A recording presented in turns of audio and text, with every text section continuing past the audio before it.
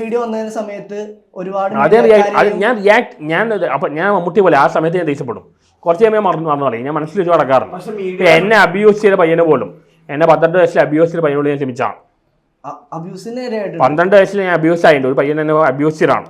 അവനെ പിന്നീട് വർഷങ്ങൾക്ക് ശേഷം കണ്ടപ്പോൾ ഞാൻ 2 തെറി വിളിക്കാൻ വേണ്ടി നിർത്തിയതാണ്. പക്ഷെ അവൻ എന്നോട് പറഞ്ഞു, സോറി, ഞാൻ ശരിയല്ല, ഇപ്പം ഞാൻ നല്ല ലൈഫ് ലീഡ് ചെയ്യുന്ന എന്ന് പറഞ്ഞപ്പോൾ ഞാൻ ക്ഷമിക്കുകയും ചെയ്ത. എന്നോട് ഒരാൾ അപ്പോളജൈസ്, ഞാൻ 12 വയസ്സിൽ അബ്യൂസ്ഡ് ആയതാണ്.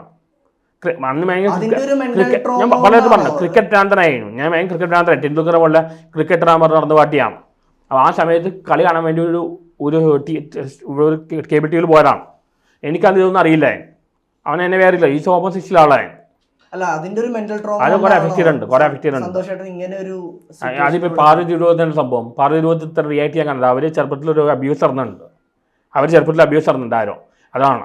പക്ഷെ ഞാനത് റിക്കവറായി. എൻ്റെ പ്രശ്നമാണെന്നല്ല. എന്നോട് ഒരാൾ സോറി പറഞ്ഞാൽ ഞാൻ ക്ഷമിക്കും. ഞാൻ മനസ്സിൽ വെച്ച് നടക്കാറില്ല. പക്ഷെ ലാലേട്ടൻ്റെ കുഴപ്പം പറഞ്ഞാൽ ലാലേട്ടൻ എല്ലാ സിനിമ ഫീൽഡിൽ എല്ലാവർക്കും അറിയാം. നമ്മൾ എന്തെങ്കിലും ഒന്ന് പറഞ്ഞ് വേദനിപ്പിച്ചാൽ മമ്മൂട്ടി അങ്ങനെ ആ സമയത്ത് ചൂടാവും. ചിലപ്പോൾ 2 മിനിറ്റ് പുള്ളി മറന്നു. ഇങ്ങനെ മനസ്സിൽ വെച്ച് പോകണം. അത് എനിക്ക് അനുഭവമുണ്ട്.